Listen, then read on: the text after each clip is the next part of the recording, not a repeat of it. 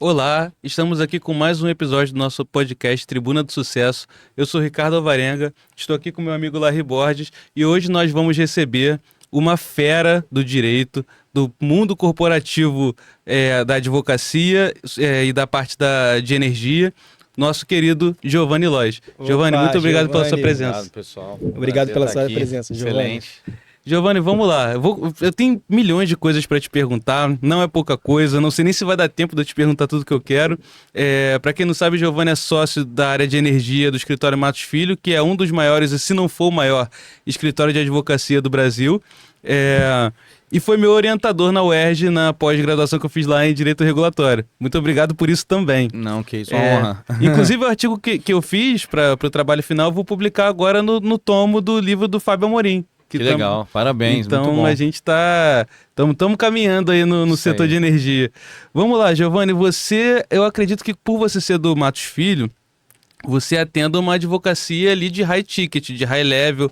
Como é que é trabalhar nessa parte? Porque eu e o Larry, nós somos empreendedores. A gente está começando do zero, o Larry já está até um pouco mais à frente, já tem uma estrutura ali, agora eu virei sócio dele formalmente. E a gente atende ali classe D, C e B, mas a classe S, aquela classe ali ainda é um pouco utópica pra gente. Eu queria saber, porque como nós estamos na rua e fazendo marketing digital e captação de cliente, você fez um caminho diferente, né? Você foi por dentro dos escritórios e chegou à sociedade. Você é sócio também, você é advogado também, se eu não me engano, em Nova York e na Inglaterra. Conta mais um pouco pra gente como é que é essa advocacia de high ticket. Acho que é muito legal você ter levantado esse tema, porque, primeiro, não tem certo ou errado no mercado jurídico. Acho que a gente tende a comparar banana com maçã, né? Assim, as pessoas às vezes olham um tipo de escritório com outro, e aí ele fala, esse foca no mercado maior ou outro menor, e aí eles querem fazer comparações. Eu acho que a advocacia, tal como qualquer indústria de serviços e indústria de produtos também, ela tem nichos de mercado. O importante é você escolher um nicho de mercado para você trabalhar e você focar naquele nicho e criar a sua estratégia, né? Lá no escritório a gente teve muita discussão sobre estratégia, no que o Matos Filho ia focar. E uma das principais coisas que a gente aprendeu é que o principal ponto da estratégia é você saber o que você não quer saber, não quer fazer. Então, é um dos principais pontos, né? O que você não quer fazer, o que você não quer focar, o que você não é bom ou não tem um diferencial no mercado, né? O escritório realmente tomou uma decisão estratégica, isso faz muito tempo, né? De focar só em clientes premiums, em casos de grande porte. Acho que a gente tem um custo operacional também que é muito caro, então assim, a gente foca nisso porque o escritório tem uma estrutura para realmente atender clientes, né, que tenham casos de grande patamar. Alguns dos meus casos eu envolvo às vezes 50, 100 profissionais em um caso específico, né? Caramba, cara. E precisa realmente ter esse volume de pessoas, no caso. E aí, se você não tiver estrutura, você não consegue nem atender o cliente. E muitas vezes também os casos que eu atendo, às vezes ele entra por mim, por ser um caso de petróleo e gás, mas o tema mais relevante acaba sendo uma questão financeira, ou uma questão tributária, ou uma questão ambiental.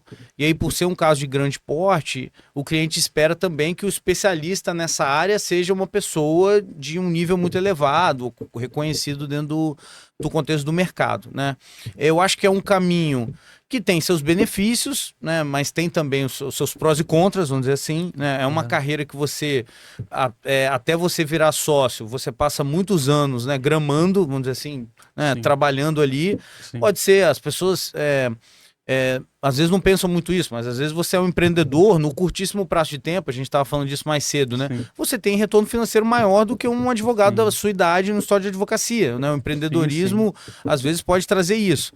No escritório de grande porte, né, como é o caso do Matos Filho, a gente tem um plano de carreira, você entra lá super novo e vai ali crescendo, todo ano você é avaliado, você vai subindo ali a sua remuneração, vai subindo o seu resultado em matéria de bônus também, até que eventualmente você é avaliado ali para ser sócio. Isso demora entre 10 e 15 anos para você ser avaliado. E aí, quando você entra na sociedade, que aí realmente você começa a ter uma remuneração bem robusta, por ser uma instituição, né, maior mesmo, né? Então, assim, eu fiz essa opção de carreira, mas ela não é para todo mundo. Eu acho que cada um tem o seu perfil, não é, né, a mesma resposta para todos. Tem gente que tem perfil mais de empresa, tem gente que tem perfil de história grande, tem gente que tem perfil de história pequeno, tal como também pessoas têm perfis de diferentes áreas. Eu, por exemplo, eu nunca me vi como um advogado de contencioso. Eu trabalhei, né, como estagiário para um juiz na época da faculdade, e eu não gostei muito daquela experiência de lidar com contencioso. Eu achei muito formal, achei algo, às vezes, muito burocrático. E aí eu fui para a área de negócios. Então, quando eu decidi ir para a área de negócios, eu entendi que eu tinha que... Para que eu realmente fosse empreender, já ficava mais difícil, né, abrir um escritório do zero. Sim. Porque aí, quando você vai para a área de negócios, você tem dificuldade de pegar um negócio grande ou de médio porte se você tem um escritório pequeno. Você tem estrutura enxuta, né? E aí eu já fui em direção aos escritórios grandes, desde a minha carreira inteira, foi sempre escritório de grande porte, sempre escritórios com centenas de advogados. No caso dos Estados Unidos, o escritório que eu trabalhei hoje tem quase 4 mil advogados, é um dos maiores escritórios do mundo. Qual foi o escritório que você trabalhou lá? Chama Norton Rose. Já ouvi falar. É uma parceria com o Matos Filho? Não. É prestador de serviço? Como é que é? O Norton Rose, eu fui para os Estados Unidos, naquela época eu virei advogado americano mesmo, eu estudei nos Estados Unidos e tirei a OAB americana, né, chama BAR, Que maneiro. Mas você tirou de qual estado? de Nova York. De Nova York mesmo, né? E aí eu fui trabalhar como advogado nos Estados Unidos. Aquela época ali, o meu plano não era voltar. Na verdade, eu estava fazendo carreira no escritório grande e eu cheguei à conclusão de que se eu fizesse isso nos Estados Unidos na época, ia ser muito mais interessante, mais rentável também para mim. Você chegou a falar isso no Direito de Resposta. Né? No podcast do Sim. Direito de Resposta eu falei. Sim. Porque eu não sou do Rio, né? Não sou de São Paulo, então o custo de vida Rio-São Paulo é alto. Sim, demais. Então eu basicamente gastava meu salário inteiro para me sustentar. E eu trabalhava muito. E aí eu comecei a me questionar. Putz, eu vou trabalhar pra caramba pra não conseguir guardar nada, né? Sim. Só pra meio que sobreviver. Sim. E aí nos Estados Unidos eu falei, bom, talvez se eu for pro mercado americano, eu consiga sair desse padrão. E foi o que aconteceu. Quando eu fui pro mercado americano foi algo difícil pra mim, não foi fácil. Eu não era uma pessoa que tinha dinheiro de família. Então eu economizei, eu me endividei, fiz todo tipo de coisa pra ir, Que aprendeu para inglês conseguir minha jurídico, qualificação. O inglês, eu já trabalhava com inglês, eu já tinha feito curso, já trabalhava, mas mesmo assim, não é a mesma coisa que morar, nunca vai ser. Não, claro né? que não, claro que não. Então Totalmente teve diferente uma você. adaptação também na parte de inglês, mas aí quando eu arrumei lá para ser advogado americano, os Estados Unidos, os escritórios grandes, eles têm um padrão de remuneração, é publicado em jornal, o mercado é tão competitivo que o Wall Street Journal publica, quando os escritórios aumentam a remuneração, sai uma notícia. Caramba, que legal. Então hoje um advogado recém-formado nos Estados Unidos está ganhando perto de $20 mil por mês. Nossa. Rapaz, que isso? Que dá uns 120 mil Nossa. reais. Isso no aqui. escritório grande. Em Recém-formado? escritórios grandes, recém-formado. Nossa, mano. Recém-formado, é incrível. Isso de início? De De início. início. E aí foi, obviamente, eu tive a mesma ação com vocês. Eu pensei, nossa, mas que isso? Na época que eu fui era coisa de 15. Aí eu falei, nossa. Isso eu a gente tá em quero qual ano? 2006. Pô, já é coisa pra caramba. Já era quase coisa pra 20 anos caramba. atrás. Já era coisa pra caramba. Já era coisa. O mercado americano, como não tem tanta inflação, as remunerações não alteram Não tanto. altera muito, sim. Mas já era isso naquela época. E aí o meu plano falou, vou Vai me ficar por lá. americanizar. Aí eu fui, apostei tudo, tirei o bar e aí fui contratado por esse escritório e eu ia ficar mesmo. Aí eu tirei green card, eles sponsoram meu green card.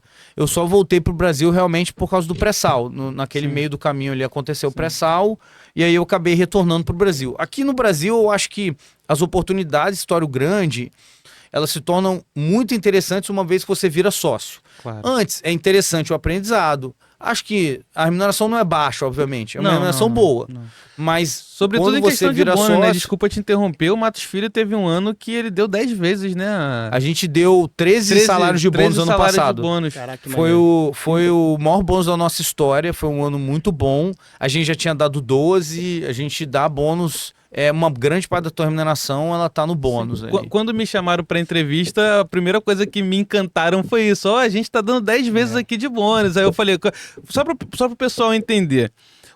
Quanto que ganha um advogado júnior no Matos Filho? Deve ganhar por volta de uns... Um advogado recém-formado, o Matos Filho ganha 9 mil, mais ou menos. Então quer dizer que 13 salários de bônus, 100 e poucos mil de bônus. 100 e poucos mil que um advogado de 20 e poucos anos, muitas vezes, acabou de ganhar no ano. Excelente. E eu te pergunto, Giovanni, o seguinte, cara.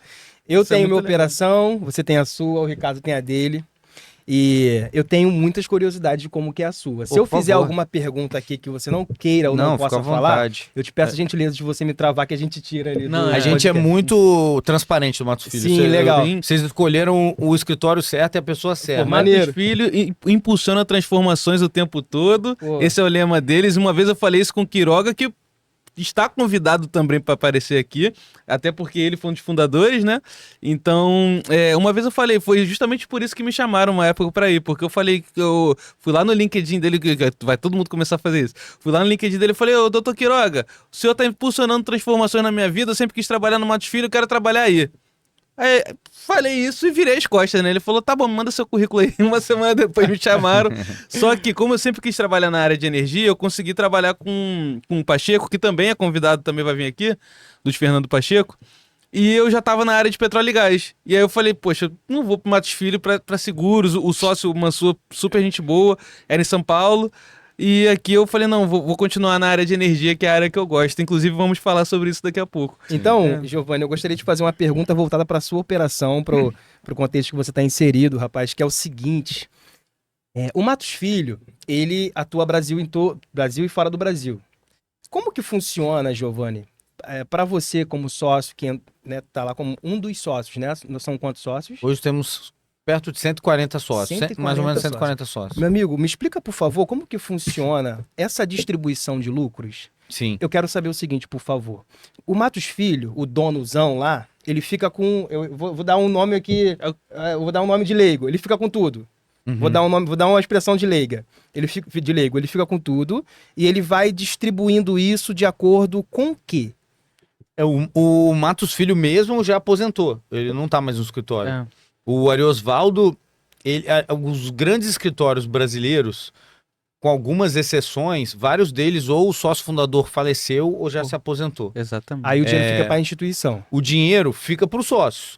E aí a forma como você distribui é como se todos fossem acionistas de uma empresa ou cotistas de uma empresa. Desculpa, isso você está se referindo a todo faturamento da empresa ou é regional isso? Todo o faturamento cada escritório tem a sua estrutura diferente. Sim. No caso do Matos Filho, a gente também foi legal a sua pergunta, porque isso é o que nos diferencia dos outros escritórios. Eu acho que isso foi a nossa fórmula do sucesso, vamos dizer assim, né? Como funciona normalmente os escritórios no Brasil, tá? Os escritórios no Brasil, o nosso mercado é um mercado de alto risco.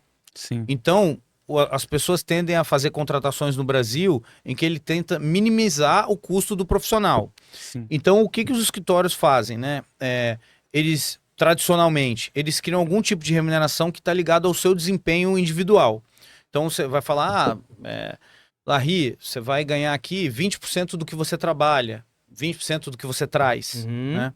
E aí cria ali como se fosse um silo ali de remuneração que se aplica a você ou ao grupo com que você trabalha, tá? Isso é o normal no caso dos escritórios brasileiros. Só que qual que é o lado negativo disso? Você acaba criando um sistema de concorrência interna, porque aí você tem o Larry ganhando 20% pelo que ele traz e o Ricardo ganhando 20% pelo que ele traz. E aí, obviamente, o Ricardo é, de certa forma, o seu concorrente, apesar de você estar no mesmo escritório. Porque se o cliente liga para o Ricardo, ele vai ganhar esses 20%. Mas se liga para o Larry, é o Larry que vai ganhar.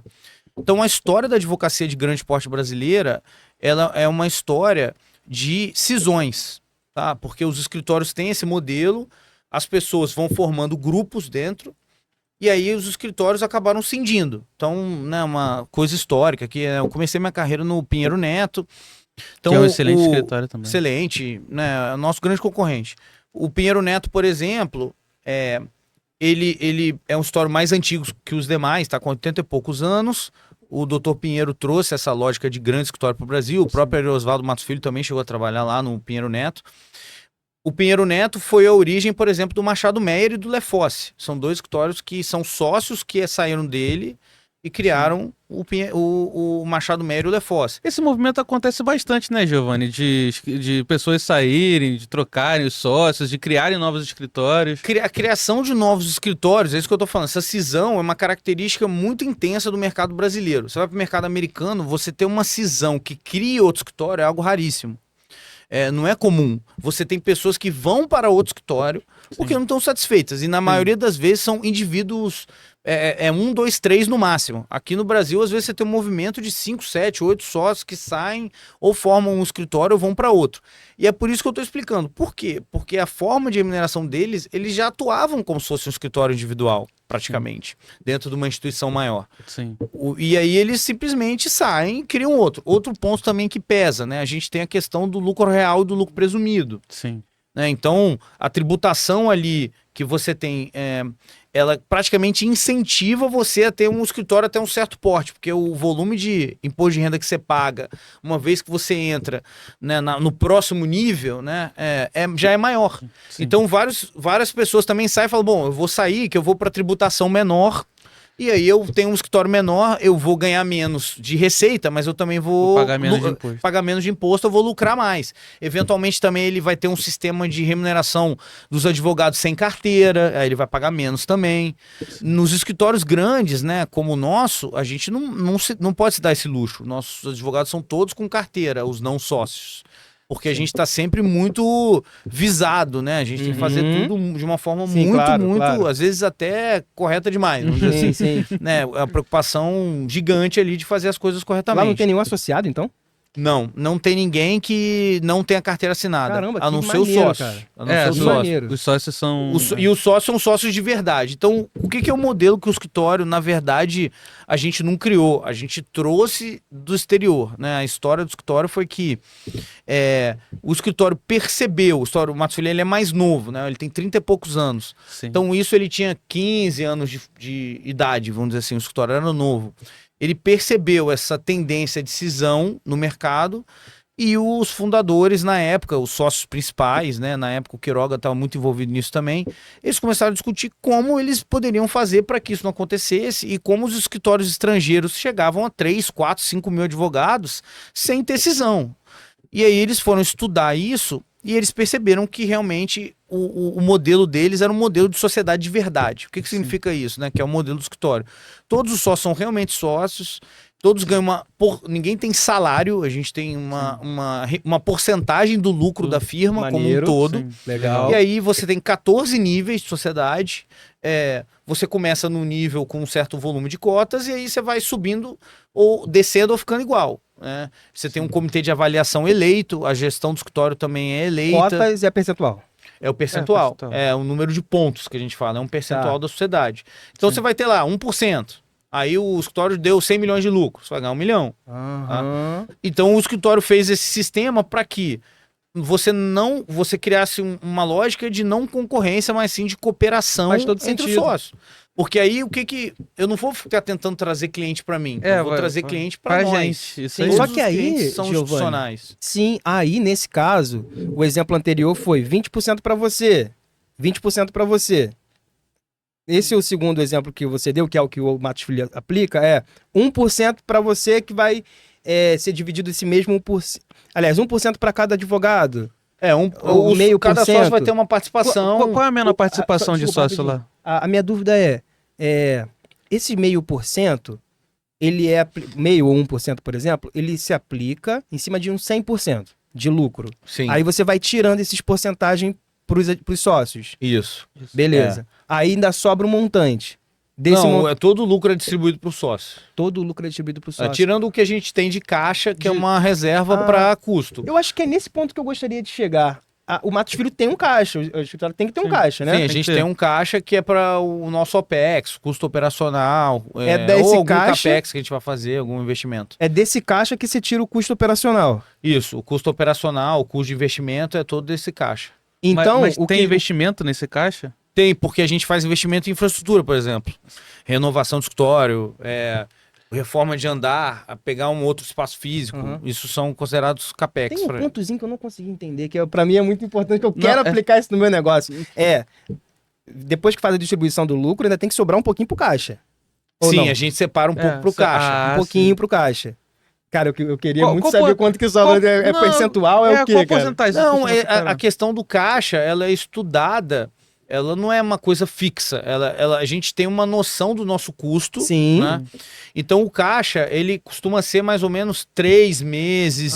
Sim. Pode ser de 3 a 6 meses de sobrevivência. Perfeito. Assim. Então no caixa se a gente desse R$0 de lucro, Entendi. a gente conseguir sobreviver 6 meses. Então todo mês vocês tiram de 3 a 6 meses de sobrevivência. A gente já tem esse caixa. Ah, não. Aí você só mantém. Só mantém.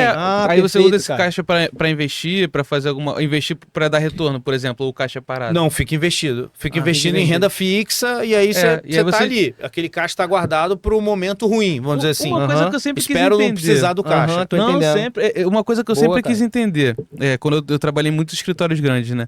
Esse caixa, por exemplo, o rendimento dele consegue pagar todo o custo operacional do escritório? Não. O caixa, ele serve em parte para pagar o custo operacional, só que você repõe, isso você repõe. Ah, você vai repondo de acordo com o lucro. Essa reposição vem do sócio. Vem do lucro, do né? lucro, Do do faturamento do escritório. Faturamento do escritório. Mas isso é descontado do sócio antes de ir para ele? Ou isso vai para o sócio e do sócio volta para a firma? Não. O sócio é o último a receber. Então, se o escritório, por exemplo, se o escritório não estiver dando lucro, todo mundo é pago, até porque a gente tem pessoas com carteira assinada. Sim. Então a gente paga todos os custos, o sócio é o último a receber. A gente gasta tudo e fala, ó, sobrou tanto, agora a gente vai distribuir. E a gente é o único escritório do Brasil também que divulga o nosso faturamento. Não sei se vocês sabiam disso. Foi um tri, né, que vocês fizeram, não? A gente faturou 1,75 bilhões de reais. Ah, foi bi, né? Bilhões de reais em... Tá tudo bem, meu amigo? Tá tudo bem? Em 2000 Vamos comparar isso com o nosso faturamento? Em 2024. Cara, 1,75, quase 1,8 bi. Esse ano... Cara, vocês estão de parabéns, irmão. Pelo amor de Deus, a gente tá falando com... Cara, foi o que eu falei aqui no começo do podcast. O Matos Filho é um dos maiores, se não for o maior escritório do Brasil. A gente é hoje o maior escritório empresarial. Sim. E a discrepância pro segundo lugar, que se não me engano é o Lefosse, é muito grande, né? O segundo lugar em matéria de número de advogados de escritório full service é o Machado Meyer. A diferença é grande. Não, hoje. ali na questão empresarial, na questão de assessoria, essa parte toda corporativa, eu acho que é o Machado Meyer também? Eu falei em número de advogados. Ah, sim. Eu tava falando de questão de cliente, faturamento. A gente não sabe o faturamento dos outros, esse é o ponto. É o Matos Filho que divulga, né? A gente divulga. Deixa eu fazer só mais uma pergunta. Divulga, cara. Relacionada ao meu? Pergunta, porque eu tô cheio de coisa pra perguntar também. É só pra poder complementar. Aí, a pergunta primeira que eu fiz foi relacionado ao donozão, né? Que a última pergunta é, esse donozão já tá aposentado, ou, enfim, tem alguém que fica com mais? Não, fica mais no seguinte sentido, você tem esses 14 níveis, você começa no 1, aí é uma porcentagem, são 254 cotas, né? Pontos.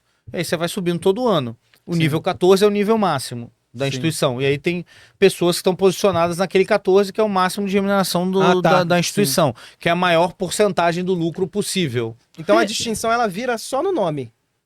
Do escritório, né? O nome do escritório, ele hoje já está perenizado. Como é o Pinheiro Neto. O doutor Pinheiro já morreu. Ele faleceu, acho que foi em 2004, alguma coisa assim. Mas o nome dele permanece na instituição. Doutor Villemor também agora. O doutor Ariosvaldo, ele ainda está vivo. Ele ainda tem uma ligação com a gente, né? Ele tem uma presença física eventual no escritório. Ele foi aliás, assim, a gente tem muito orgulho dele, tirando a questão do escritório, que já é, né, uma história muito legal. O doutor Ariosvaldo, ele foi o fundador da Faculdade de Direito da GV. Então, a Faculdade de Getúlio Vargas foi o primeiro reitor lá de São Paulo. Ele foi durante 8 anos reitor. Então, ele foi presidente da CVM, foi fundador do Matos Filho e depois fundou a GV Direito. Então, uma pessoa, obviamente, sensacional. Sim. E ele ele ainda participa de algumas poucas atividades do escritório quando ele vai, mas ele hoje não é considerado um sócio ativo da instituição, ele está aposentado, ele tem ali uma estrutura, uma sala com o nome dele, né, se ele quiser usar, a gente, como usa o nome dele ainda, ele ainda conta do nosso contrato social, o que fala a regra da OAB é que somente depois do falecimento que a pessoa sai, aí você pode permanecer com o nome, né? Nesse Então, caso, ele fica, tipo, recebendo dividendos? ele recebe uma remuneração mínima mais como se fosse uma Recompensa recompensa pelo uso da marca, Sim, né? Vamos dizer entendi. assim, pela Isso remuneração. é bem tudo formalizado Tem lá? Assim, contrato tudo social. é formalizado. Claro, que pergunta. É. Que pergunta. Tudo é formalizado pela instituição. O escritório é Maneiro. muito organizado, assim. Sim, Eu tô muito um satisfeito escritório desse com porte essa- tem que ser, cara. Com Tem que ter. essa explicação, Giovanni, e eu vou aplicar isso no meu negócio, cara. Sim. Porque o que você me disse assim, é como você bem falou, é o tradicional, é aquilo que você imagina que pode aplicar, né? De você dividir assim dessa forma. E, de fato, pode-se criar concorrências internas que para a instituição não é interessante. Sim, sim. Pode não ser interessante. Então, cara, que legal. Agora eu teria, no meu negócio eu teria que reduzir percentuais e pensar Sim, melhor sim. nisso. Eu vou estudar mais sobre isso, cara. Eu vou passar a bola pro Ricardo aqui. pra Não, nossa a pergunta. gente tem bastante coisa pra. Existe aposentadoria compulsória nesse contrato social? Existe 65 anos, aposentam no escritório, e a gente tem um sistema que é muito legal, que a gente tem uma previdência privada previdência Eu ia privada, perguntar sobre pago isso, pela hein, instituição. cara. Tem, e Eu ia perguntar sobre eles pagam isso. A gente 3 e é um- 6%, né? Hã? É 3 e 6% do Ih, rapaz, salário. nem sei qual é a porcentagem. Ih, Mas então já não tá nem precisando. Você sabe mais que eu, que é desse ramo aí, trabalhou um pouco com esse tema. Trabalhei Mas a também. gente tem uma previdência privada dos sócios, que é pago pela instituição, e ela funciona, obviamente, é um benefício importante para os sócios. Eu acho que a carreira da advocacia, né, em algum aspecto, ela tem uma similaridade com o advogado, porque, desculpa, com o jogador de futebol. Porque o que acontece, né? Você vai ganhar dinheiro Produz aquele até certo tempo, tempo, né? mas se você não se cuidar, depois você Aham. não tem aposentadoria. Então você Exatamente. pode viver ali uma renda altíssima, né, Aham. ou alta durante Sim. um tempo, e depois você não tem uma aposentadoria ali para manutenção daquilo. Então se a pessoa não for cuidadosa, ela pode realmente, né, ter um problema ali no contexto de Seríssimo, né? aposentadoria. Seríssimo. Então a gente, para cuidar desse tema, né, existem alguns exemplos no mercado brasileiro, até de pessoas famosas que acabaram tendo problemas. Sim. A gente criou esse sistema. Ele tem duas funções, né? Tanto te ajudar a aposentar, quanto é um sistema de retenção. Porque se você resolver sair do escritório, né? Vou para um concorrente, eu vou para outro Você lugar. avalia isso, Aí né? o escritório não te dá esse dinheiro. Não, Entendeu? Ah, Só se tá. você aposenta mesmo. Entendi. A Sim. partir dos 55, você pode requerer aposentadoria. Aí, se o escritório permitir, você sai e leva esse valor. Mas Mas é se você capitalização? sair. Hã? É capitalização? Eu não sei a regra. Ah, tá. Eu não sei a regra. Não, tudo Mas bem. é um valor que a gente deposita e vai. Tipo FGTS. Não é um valor fixo, ele vai como se Sim, fosse sim, um sim, investimento em CDI. Sim. E é isso. Então a gente vai. Acho que funciona com os dois. Vamos dizer assim, com as duas propriedades, tanto retenção de pessoas relevantes quanto para ajudar na aposentadoria. Beleza. Vamos lá, Giovanni, vamos voltar pro tema do high ticket, porque isso me interessa muito. Eu sou uma das pessoas que penso muito em instituir demandas high ticket, seja contenciosa ou consultiva, apesar de eu já ter trabalhado nas duas áreas. Larry sabe, eu sou um cara mais consultivo, mas eu também não posso dispensar o contencioso, porque o contencioso aqui, o Gabriel Quintanilha veio aqui, né, deu uma aula pra gente, então a gente vai implementar o contencioso de high ticket também. Como que você costuma fazer para fazer a captação desses clientes? Você vai em eventos, você tem as newsletters lá do Matos Filho e tudo. Como que você pensa assim na captação, numa nova demanda, no que você possa divulgar para os seus clientes? Como é que funciona essa parte? Essa pergunta é ótima, mas eu vou tentar resumir aqui, tá? Assim, Claro. eu acho que a captação, no contexto da advocacia, ela tem uma série de, vamos dizer assim, estratégias, tá? A gente trabalha desde a marca da instituição, que aí ela independe das pessoas. Não, né? claro. E aí passa até pela instituição. Matos Filho tem um Instituto Matos Filho, que faz Tem. doações, que faz uma série de programas sociais. Então, desde, né, Pro bono, né? mostrar um pro bono, a gente foi o escritório que instituiu o pro bono no Brasil. E aí até contar uma história pra vocês, a gente não só instituiu o pro bono, a OAB abriu um processo contra a gente a primeira vez que a gente fez pro bono. Caraca, Gente! que coisa. Porque a OAB entendeu que era o exercício da advocacia gratuita. E aí depois a gente mostrou que é uma coisa aplicada no exterior e é para o benefício da sociedade, ainda mais uma sociedade carente como a nossa, né? Sim. Então o história tem esse lado de trabalhar um pouco a imagem, né, como uma instituição correta, uma instituição que retribui a sociedade, e isso é um aspecto importante da instituição.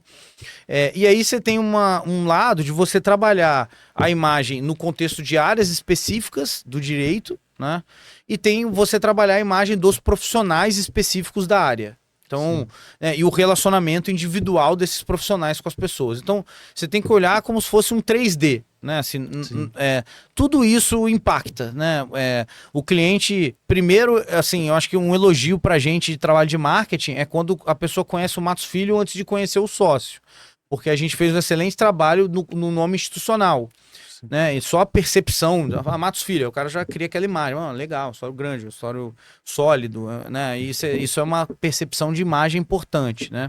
E a gente trabalha essa imagem em setores específicos. Então, na área de energia, por exemplo, né, de petróleo e gás, a gente trabalha muito a percepção do cliente ou a imagem de conectar a gente com o setor, sejam em veículos da área, dando entrevistas sobre temas da área, escrevendo artigos, fazendo eventos, que o cliente perceba que a gente está em cima dos assuntos. Que tem né? o Né? domínio ali. Tá né? cobrando, né? Tá em cima dos assuntos. E por fim são as pessoas específicas, né? Elas também trabalham a sua imagem que impacta a instituição como um todo e a carreira delas mesmas, seja dando aula, seja tá aqui no podcast. Tem pessoa que certamente não me conhece, vai falar, esse é o Giovanni, eu tô trabalhando a minha imagem em prol da minha instituição, Claro. né? Em prol de mim mesmo. Quando você vai trabalhar o cliente high ticket, essa questão da marca da instituição pesa muito, porque o cliente, muitas vezes, a contratação ela passa por uma aprovação interna, né, de um setor de contratos, um setor de compliance, e eles têm lá requisitos para que você passe. Desde, me mostra todos os seus números financeiros, quem são os sócios, eu quero saber todos os detalhes da Capital instituição. social entra nessa análise? Eles pedem, muitas vezes, capital social, para que ele possa entender com quem ele está lidando, porque essa empresa, muitas vezes, ela tem uma questão de imagem. Sim. Se ela contrata um escritório, por exemplo, que depois está envolvido em uma corrupção, corrupção no judiciário, isso afeta a imagem dela. Da né? empresa. Às vezes a empresa não está nem sabendo, porque se ela está num caso de contencioso, ela vai pagar êxito, ela não está sabendo para quem vai esse êxito. Pode ser que o advogado esteja dividindo com o juiz. E aí você está muito na confiança de, né, dependendo do tamanho do êxito, quem é um advogado. Isso é um né? problema sério, cara. A gente aqui no Brasil, a gente projeta muito no Tribunal de Justiça a esperança de que saia a justiça, né? Mas muitas vezes acontecem, aqui é Brasil, né? Muitas vezes acontecem coisas que... No Brasil a gente tem esse problema e tem outro que se fala muito pouco, que também em alguns casos de algumas empresas, os próprios jurídicos, ele recebe algum tipo de kickback, algum fee, então fala, Larry, eu passo esse caso para você me dá 10%. Entendeu? Isso também é um problema no mercado brasileiro de contratação. Às vezes você não entende por que aquela pessoa não te contrata, mas na verdade ela tem alguma razão por trás pecuniária para não contratar, ou às vezes ela não quer nem te ouvir. O diretor do departamento de contratos, é isso? Não, pode ser de qualquer pessoa da empresa, pode ser do jurídico, ela simplesmente combina que ela vou pagar 100 mil pra você fazer minha ação, mas me devolve 10, embaixo dos panos, entendeu? Isso acontece. Mas voltando à questão da captação de cliente grande, eu acho que passa um pouco para você ter uma instituição que passe nesse crivo, tá? Isso já é senão você nem consegue entrar na instituição. Não, com certeza. Tá? E acho que aí, para high ticket, eu acho que a ideia é que a sua persona aí, que você criou, né, ela seja uma pessoa de referência no mercado, a ponto daquela empresa achar que um caso de grande porte, ela tem condições de passar para você e você resolver. Né? Isso aí é um trabalho da imagem pessoal. E aí o terceiro passo é o seu relacionamento. Então, para mim, eu acho que eu estruturei muito, né? Primeiro, minha carreira inteira foi um histórico grande, acho que isso cria uma percepção de que eu posso administrar casos grandes, né? Eu acho que no caso do Brasil ainda você tem um problema. O estudo na faculdade ele é muito dissociado da prática. Você aprende A e trabalha B, C, né? Então, você está sempre trabalhando em casos de grande porte. O cliente já sabe que você tem experiência no tema, então uma coisa traz a outra.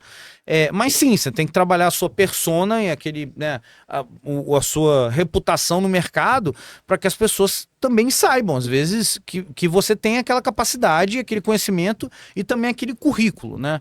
Eu acho que na advocacia, eu escrevi já artigos sobre isso, não sei se você leu, né? A questão do currículo é algo muito relevante, tá? Assim, mais do que a maioria, Ele me senão fala muito sobre todas isso. as profissões. Eu não li, mas você já me falou em uma conversa que a gente me teve em lembro. particular. E eu também me lembro. Mas eu escrevi um artigo sobre isso, né? Isso tem um fundamento econômico, tá? Assim, existe uma teoria econômica, chama teoria dos sinais, e essa teoria fala que quando eu não sei alguma coisa que o Larry sabe, e o Larry sabe uma coisa que eu não sei, né? Isso chama assimetria de informações, né? Eu citando o Larry porque eu acabei de conhecer ele, né? O que acontece? O Larry, ele pode me fazer algum tipo de sinal, né? Para que eu possa entender, ou eu passe a compreender como é o Larry, ou que tipo de profissional é o Larry. Um sinal, por exemplo, que é considerado um sinal fraco, é a forma como a pessoa se veste. Se eu chegasse aqui, o Larry tivesse... Eu sou advogado, mas o Larry tá de bermuda e chinelo e camiseta. Aí eu falo, moço, que advogado é esse? Né? A gente tende a ter imagem que a pessoa de terno, ela é uma pessoa, o melhor profissional. E é bastante interessante como isso é real, né? Sim. E não tem como a gente dissociar isso na nossa vida. Mas poderia não ser verdade, correto? Claro, poderia com certeza, ter aqui poderia não ser verdade. Um super advogado, o doutor Matos Filho, poderia estar aqui de chinelo, e você fala, pô, quem é esse cara? Não deve entender nada. É automático, você não consegue evitar. É surreal isso. Então é um sinal que você passa. Só que esse sinal é fraco, porque ele é um sinal facilmente copiável, emulável, né? Qualquer pessoa consegue comprar uma roupa e se vestir bem. Então, existem sinais fracos e existem sinais fortes. O sinal forte é o currículo, né? É muito difícil você construir um currículo. Isso demora tempo, isso dá sinais para a pessoa que está lendo, né, de que essa profissional tem uma qualidade para resolver o problema dela, né? E aí, esse currículo que você vai construindo... esse artigo, tem um artigo de um economista, foi Prêmio Nobel de Economia, ele fala exatamente esse exemplo do currículo. Só que o que ele não fez a ligação, que eu sempre faço na profissão da advocacia, a gente mostra o currículo mais do que qualquer outra profissão. Eu vou no médico frequentemente. Você já perguntou pro seu médico onde que ele formou? Não. Nunca. Eu fiz reforma na minha casa. Você pergunta pro engenheiro, você formou na UERJ? Não. Então não quero. Você não tem isso. Só que na nossa profissão, você está mostrando o seu currículo a todo momento. É site, às vezes alguns escrevem na petição, fulano que tem mestrado, doutorado. Você escreve um artigo, você bota. Então, isso maximiza mais ainda essa ideia, né, do impacto do currículo na percepção do cliente, né? Na formação dessa marca pessoal. Parecer é muito comum, né? Sim, muito comum. Então, praticamente em todos. Eu digo para vocês, eu já fiz esse pensamento várias vezes. Só uma profissão mostra mais o currículo que advogado, professor acadêmico mesmo, porque esse vive disso. Aí tem currículo Lattes né, na internet, mas o advogado chega quase lá, a gente tá todo, o currículo também tá na internet. Então assim... Hoje tem escavador, né? A pessoa joga o teu nome na internet já Então é uma profissão ali que você trabalhar a ideia de ter um currículo que impressione o seu cliente, por si só já capta, né? E aí, por fim, eu acho que tem, e aí essa se aplica a clientes grandes, pequenos, médios, né? De qualquer... É a relação pessoal. Eu acho que a relação pessoal, ela faz muita diferença. A verdade é que você quer trabalhar com pessoas que você tem uma afinidade, né? Você não quer trabalhar com uma pessoa e não ter o prazer de eventualmente passar a mão no telefone e ligar para essa pessoa, né? Então, a relação pessoal e a forma como você atende, né, aquele cliente, né, o client service, o serviço ao cliente, é essencial, né? Então, eu também falo muito isso. A gente é advogado, a gente tende a esquecer que a gente é um prestador de serviço. Claro. No final das contas, eu não sou diferente de um garçom. Eu tô aqui pra prestar serviço. Eu, inclusive... E agradar. Agradar o agradar. cliente. E é obrigado a agradar o seu cliente. É. Eu falo pros meus clientes, você quer um café, eu busco café. Você quer massagear o teu pé, eu massageio o teu pé. Eu tô aqui pra se entregar. Não, e isso é interessante, porque quando eu trabalhava em escritórios grandes, a gente muitas vezes pegava serviços, por exemplo, tinha que fazer alteração ao contrato social. Chutei a primeira coisa que veio na minha cabeça. Muitas vezes aquela questão burocrática ali de fazer DBE, de fazer aquela coisa na Receita Federal, de fazer na junta comercial, a gente delegava isso para um correspondente. Então, na hora da gente falar com o cliente, a gente entrava na reunião praticamente de joelho e falar, não, o que o senhor quer, que o senhor deseja, não sei o quê, e chegar na hora do colaborador, a gente tá pagando, então a gente fazia o papel com o colaborador que o cliente fazia com a gente. Então a gente já exigia, já tinha uma postura diferente ali. Vou puxar um gancho dos 2 comentários, que é o seguinte, Giovanni. A gente está na parte da prospecção do cliente. Então, Sim. o cliente ele chega até nós por alguma razão, ele entra na parte de negociação conosco, para que a gente possa oferecer uma solução jurídica, fazemos a proposta de honorários, recebemos um sim. Esse cliente entra para a nossa base de clientes, e aí depois começa o client service, né? O serviço ao cliente no pós-venda e tal. A minha pergunta, Giovanni, como é que é o seu pós-venda? Você fala com seus clientes? E se você fala, como é que é esse relacionamento? É uma vez por mês? Outra pergunta complementar. O seu time, os seus subordinados, eles têm acesso aos seus clientes? Eles falam com os seus clientes, se relacionam? Né? Bom dia, tira dúvida. Como é que é isso? O meu pós-venda, ele é de serviço 24 horas ao cliente. Eu sou igual um call center. Eu até as pessoas brincam que eu tô sempre de fone. Vocês devem ter percebido que eu entrei aqui de fone. Não percebi. Talvez aqui, nessa entrevista, é o único momento que eu tô sem fone. Porque eu li uma vez um artigo que falava que você tinha que responder uma ligação em até 30 segundos. Pra satisfação. Porque é chato. Já perceberam? Quando você liga pra alguém, Demora aí fica tempo. tocando, você, pô, não vai me igual quando eu atender. ligo pro Ricardo. E quando Eu falei pra ele há pouco mentira, tempo, mentira. quando faz isso comigo. Mentira, cara, mentira. Mas- Eu te liguei hoje, quantas vezes você não me respondeu? Mas o ato de você ligar e não ser atendido, ele irrita um pouco. Irrita pra caralho. Irrita, né, doutor Larry? Irrita pra Irrita, né? Então eu tô com fone 24 horas por dia. O cliente me liga, eu vou atender na mesma hora. E E eu posso estar aqui conversando com você, eu ia estar com fone e falar, dá licença, eu atendo. Pode ser que eu fale, fulano, tudo bem e tal. Aí ele começa a falar, posso te ligar? Daqui a pouco eu tô no meio de uma reunião. Mas eu vou atender esse cliente. E eu não há horário pra mim. Eu acho que, né, como o Matos Filho se presta, eu acho que isso deveria ser pra qualquer advogado, tá? Mas eu também, no meu caso, eu não sou padrão. Eu sei que hoje as pessoas querem ter limites. Primeiro, eu gosto muito do que eu faço. Segundo, eu sou uma pessoa que eu sou muito obstinada, assim, né? E terceiro, você atende cliente do mundo todo, né? Então, Também. o fuso horário, você que pegou, tá ali... então eu tenho que estar disponível. Mas pra mim não tem tempo ruim. O cara pode ligar à noite, de dia. Aliás, uma cliente olha só, minha me Giovanni. ligou outro dia e para me passar um caso e falou assim: não, Giovanni, tô te ligando. Era um sábado. Foi agora isso. Aí ela falou: tô te ligando tal. Eu queria te pedir 1000 desculpas. Você vai ter que ir pra Londres amanhã pra negociar uma transação pra mim. Foi por isso, Maneiro, inclusive, cara. que a gente remarcou o podcast, Foi. né? Ela falou: você vai ter que ir pra Londres amanhã e tal. Isso era cliente? Era uma cliente. Porque eu preciso que você negocie lá uma transação pra mim e tal. E ela falou: eu vou tomar todo o seu sábado, todo domingo. Você tem que estar preparado lá, né, pro negócio. E aí, só que ela me conhece. Aí ela falou, eu falei assim, você sabe que você tá pedindo desculpa, mas você tá me dando um presente, porque eu gosto É do que eu faço. serviço, né? Você tá Então, dando pra mim, trabalho. ficar lendo o contrato, me preparar e entrar no avião de última hora, Mas isso ganhando pra isso, ganhando bem pra isso, né? mas eu vou te dizer, o aspecto financeiro é importante, mas eu realmente gosto do, vamos dizer assim, do trabalho mesmo. Tô de você- apaixonado por isso aqui, É cara. um pouco, né, aquela... A verdade é que isso sempre foi meu sonho, né? O meu sonho era...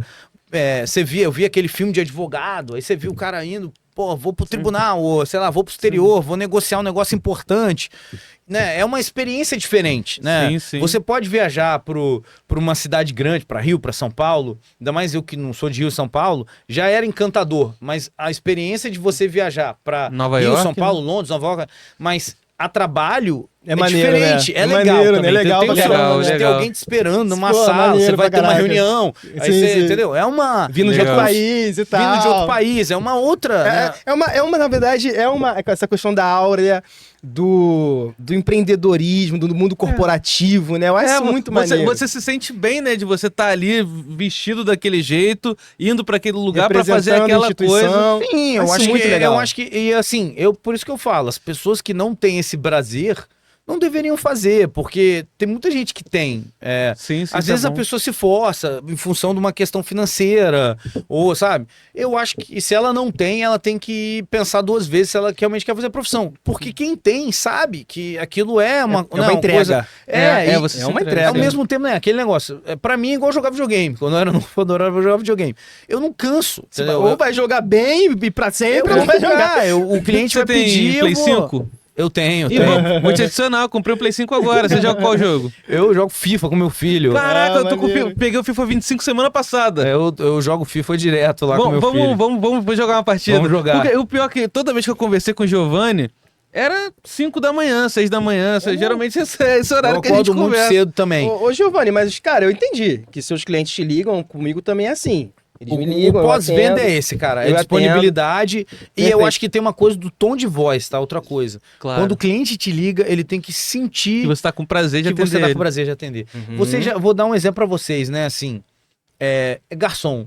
Sabe aquele garçom que chega, você vai Pô, pedir as coisas, o cara tá... horrível, horrível. O que você quer? Agora o outro, fala chefia. Pô, Fala, chefe, e boa aí, tarde, outro caramba? tipo de situação, Pô, você né, vai querer, cara? pô, vai querer aquele shopping? Incentivo a gorjeta. Aí você fala, pô, que cara legal. Maneiro. Vou Pô, foi pedir- igual o Uber que veio com a gente hoje. É, Pô, o cara vou foi pedir- super... vou pedir mais coisa como- pra ele. A gente precisa ser assim. Sim. A gente precisa ser pessoas agradáveis. Não, mas receber isso não é coisas nem pra agradáveis. profissão, não, cara. Isso é pra vida. Você Não, precisa é ser uma coisa. pessoa gentil. Isso Então, é é- negociar, isso é vender, né? Não, mas pra sua alma mesmo. Você tem que ser gentil pro próximo mesmo. Eu acho que esse ponto, e aí só destacando uma coisa que vocês falaram pra gente não ultrapassar os pontos sobre a questão, É. e a gente falou disso lá, né? Eu acho que a grande diferença pra mim num high ticket client do mercado que vocês atuam é a utilização da internet.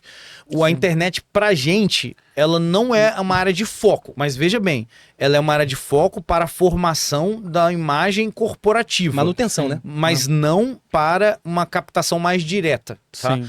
Porque no caso dos nossos clientes... Eles não né, procuram advogado Ele não na procura internet. advogado Não na vai internet. procurar no O cara- Instagram, pô. É, o cara tá Meu com... cliente procura no Instagram, advogado trabalhista. cliente bilionário vai botar um Não, projeto bilionário de abrir uma empresa de petróleo e E- gás aqui, não vai procurar Mas isso. isso é uma construção. Construir essa imagem, né? Ao ponto Sim. de você não ser procurado numa rede social, por Sim, exemplo. sim. Mas ao mesmo tempo, aí eu acho que, né, assim, você tem que... É por isso que é importante você entender o seu mercado e fazer a sua estratégia.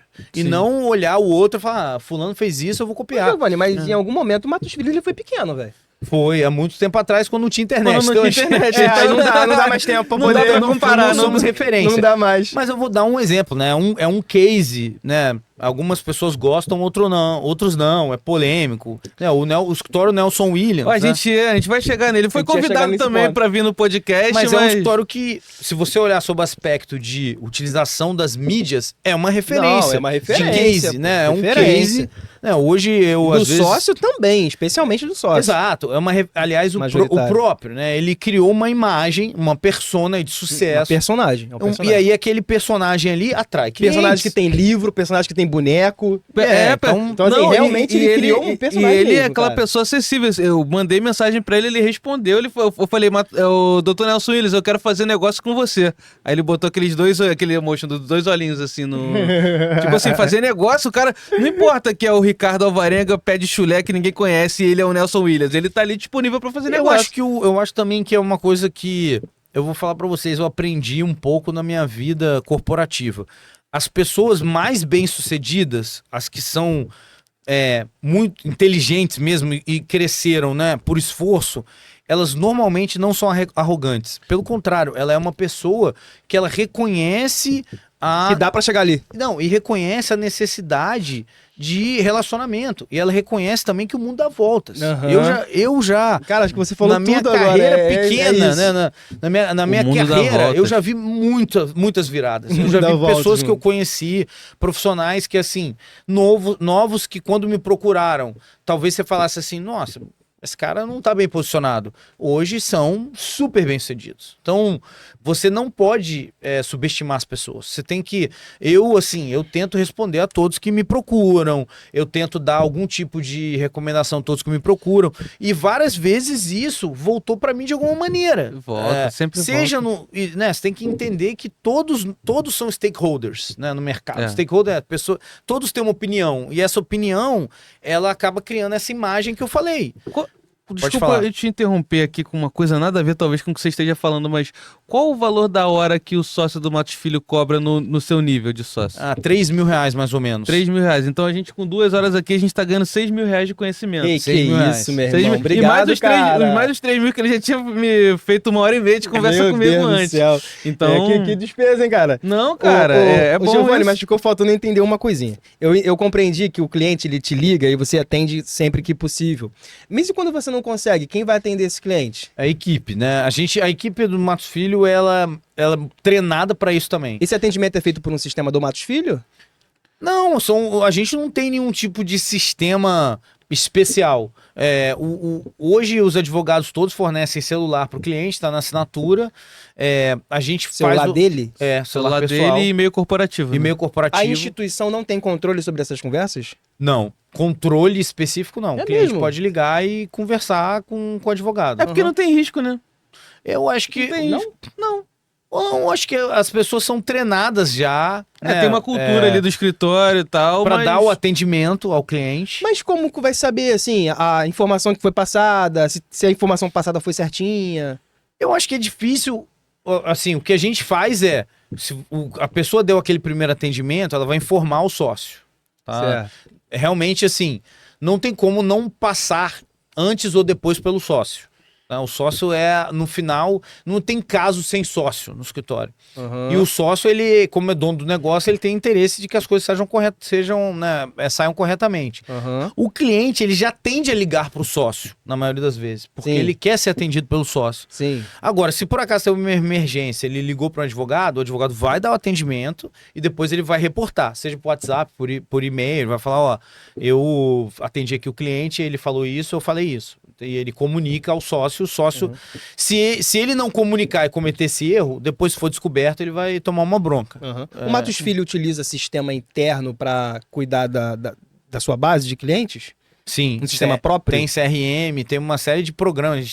A gente gasta uma fortuna. Mas é esses que coisas a gente pode tecnológicas. contratar, que nós inclusive temos, Provavelmente tipo a deve DV Box, a Estreia, ou eu imagino que não, né? Eu Não, imagino que seja são algo outros contratado. sistemas, É um personalizado? efeito especificamente... Alguns são Ah, tá. específicos do escritório. Ah, Ah, tá, sim. Mas né? em relação, assim, ao sistema de relacionamento com o cliente tipo WhatsApp, não tem. Não, a gente usa o WhatsApp normal. WhatsApp normal. É, normal. Ah, tá. O que tem lá é sistema para controle de processo em si, né? Não, além de sistema de controle de processo, a gente tem CRM, que é CRM. base de clientes. Sim. E ali você tem que imputar uma série de informações sobre o cliente. A gente tem Era sobre inteligência isso que eu tava artificial falando, também, imagino. tem o Harvey, tem uma série de programas de inteligência artificial. O Harvey é o Boa. do... Eu já ouvi falar no Harvey. É um dos programas de inteligência artificial para jurídico mais famosos que tem. Sim, mas quem foi que criou? Rapaz, eu nem sei.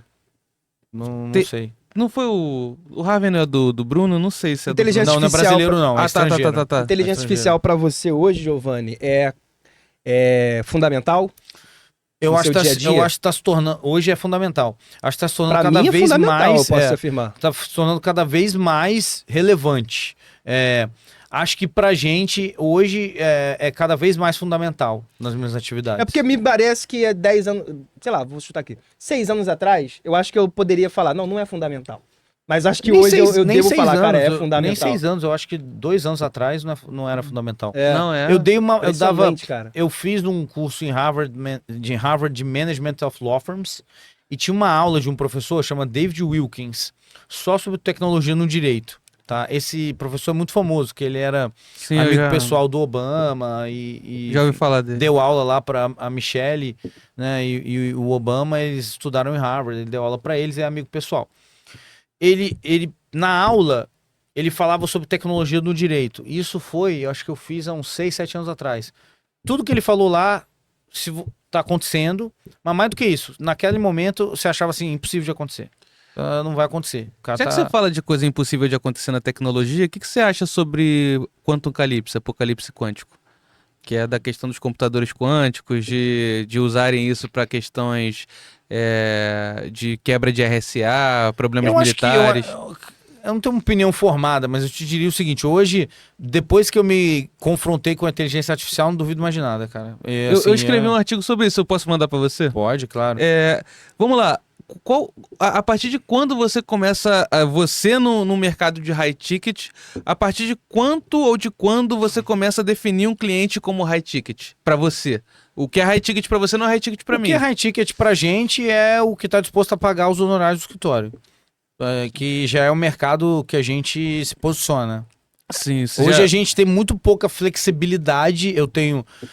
O escritório tem um comitê de precificação, então o sócio individualmente ele não consegue dar desconto acima de uma certa porcentagem, ele já tem que ir pro líder da área, tem um líder da área, e aí se ele quiser ultrapassar mais do que isso, ele tem que ir pro comitê de precificação. Entendi. Então a gente tem muitas travas. Agora, se o cliente está disposto a pagar o Matos Filho, ele é high ticket. Ele é high ticket.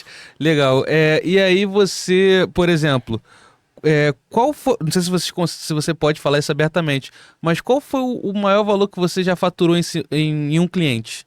Em um único cliente? Individualmente? Então você ou o Matos Filho? Eu quero saber de você. Não, vamos começar por você. Não, o Matos Filho foi, para um caso, centenas de milhões. Centenas. Que caso? Aí eu já prefiro não falar. Mas é um caso, uma referência aí no mercado. Eu acho que deve ter sido... É um caso que ainda está em andamento. Deve ter sido mais de 400 milhões de reais, um caso. Rapaz, que é isso? Dá pra falar área, eu, individualmente, acho que foi na faixa de 12 milhões de reais, um caso.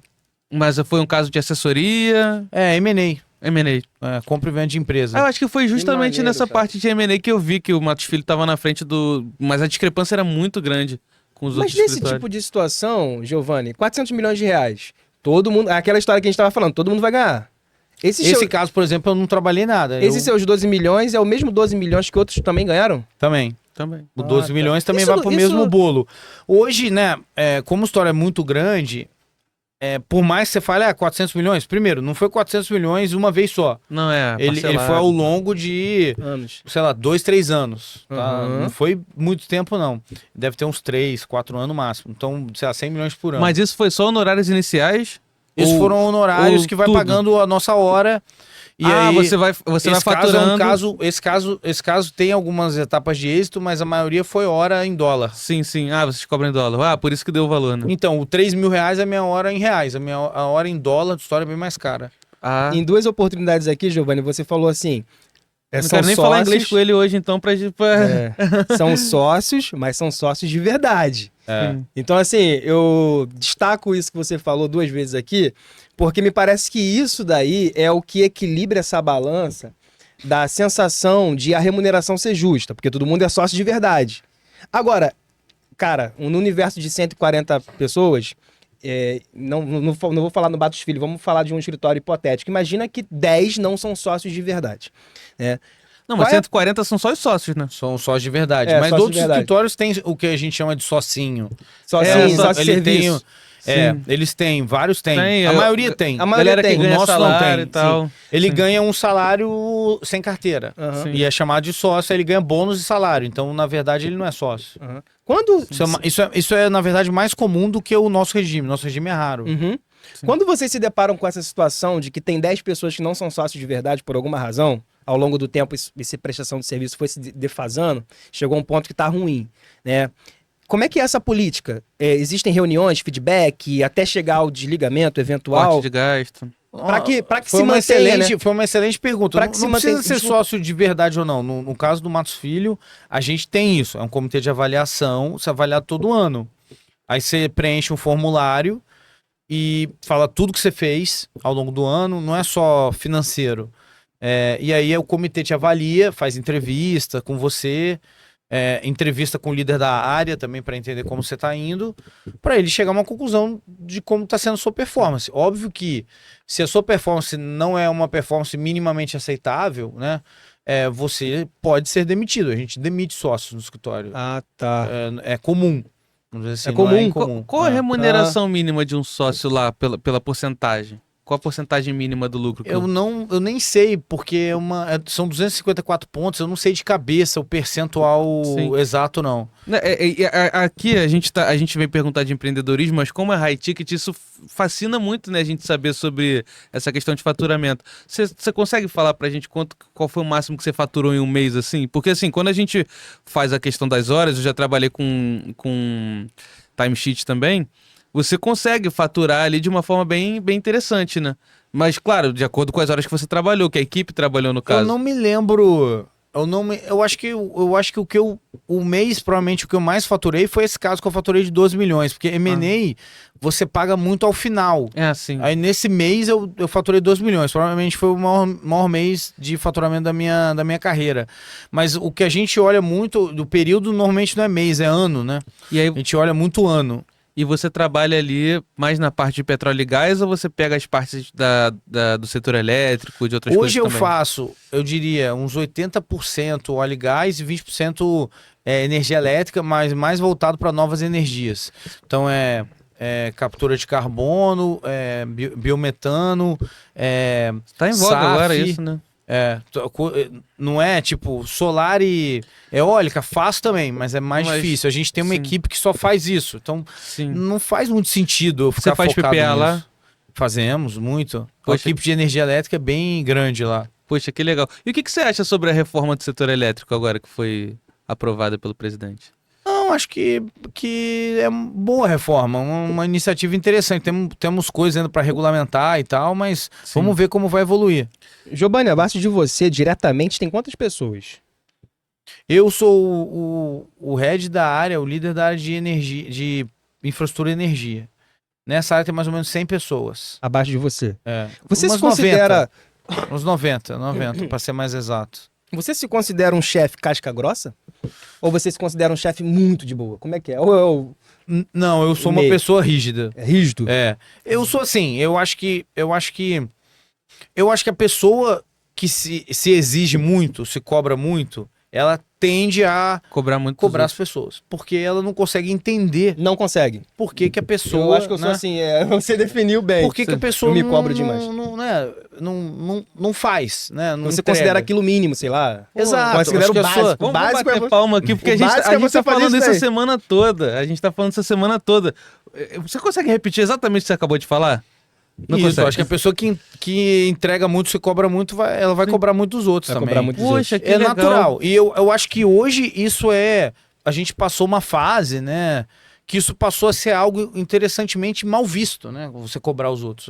Sim. Você era, né? A minha, vamos dizer assim, juventude da advocacia, as pessoas entendiam, né? Uhum. E eu acho que eu fui criado também pelo meu pai com essa filosofia. Você errou, ele vai cobrar. Sim. Cara, Quem trabalha mal, trabalha não, duas calma vezes. aí. Você era para escrever um, escreveu dois. Cara, você escreveu dois. É. E aí você fala uma vez, aí você fala, mas como, você continua escrevendo dois? Eu falo, Uhum. depois você chega uma hora, mano, não consigo mais, não sei mais o que fazer. É. Entendeu? Então, assim, eu fui criado nessa lógica e eu sempre me cobrei muito. Uhum. Sim. Então, eu sou uma pessoa que cobra. Eu acho que acho que as pessoas que trabalham comigo, elas sabem que isso leva a um treinamento melhor do profissional. Eu acho que eu tenho hoje um histórico muito grande de profissionais que trabalharam comigo que são super bem-sucedidos, né? Não só no Brasil, no exterior. Tenho vários advogados que eram da minha equipe que estão em vários países, né? Trabalhando como advogado. Então, acho que hoje elas já reconhecem e elas entendem. E elas entendem que eu não faço por mal. Eu faço porque eu quero que a pessoa melhore. Que o serviço seja excelente. Eu Mas- não sou uma pessoa, vamos dizer assim, irrazoável. Mas eu cobro sim, e acho que. E principalmente se a pessoa, por exemplo, o que me deixa às vezes mais assim, decepcionado, irritado, é desleixo. Eu acho Pô, que se a pessoa tudo, se esforça, total. sabe? Você percebe assim, um real esforço, mas as coisas não funcionaram. Ou se é um real esforço e ela tem uma limitação, tipo, não entendo esse tema. Não estudei o suficiente. Beleza, eu acho que aí vai, ok. Mas eu acho que se a pessoa, você vê que ela é desleixada, aí eu já. Não, o que já- me deixa mais irritado. Assim. Mas assim, Giovanni, você é o líder, o head. Abaixo de você tem alguém pra que cobre todo mundo? Não, a gente tem, dentro desse grupo, a gente tem sócios, né? Não sou só eu sócio, eu sou o head, mas a gente tem outros sócios em infra. Eu fui eleito, né, como o head. Mas aí, cada um trabalha com as equipes nos casos diferentes. Tô entendendo. Então, eu não é que eu sou head, por exemplo... Tem um sócio abaixo de você. Só trabalho com sócios. Eu posso ter um caso específico que eu trago algum sócio para trabalhar comigo, ou vários sócios. Mas eu tenho os advogados também que trabalham comigo em diferentes assuntos.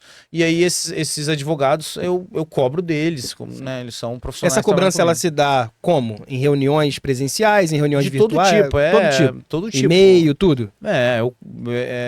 Eu não tenho. Não existe limitação, não. É o dia todo fazendo isso, não é? É o dia todo. Cliente e colaborador. Cliente e colaborador. Hoje a sua tarefa se resume a atender cliente high ticket e cobrar que algo seja feito?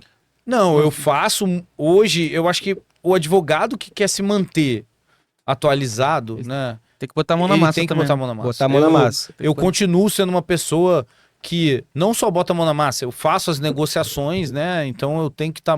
Quando você, né? Por exemplo, esse caso que eu falei de Londres, eu fui sozinho, eu não fui com a minha equipe. E aí você tava ali na frente... Seria necessário ir com a tua equipe? Necessário não foi, porque eu fui sozinho. Mas se tivesse equipe, você tinha o conforto de... fazer isso que você falou. Então não vou estudar nada, deixa o cara se manifestar e eu falo alguma coisa aqui. Ah, tá. Quando você tá ali sozinho, representando, você tem que saber tudo. Tem que saber tudo. Porque na hora o cliente vai falar isso e aquilo. E você tá do outro lado, a outra parte vai falar um erro, você tem que rebater. Uhum. Então, e aí eu acho assim, eu acho que a cultura, né...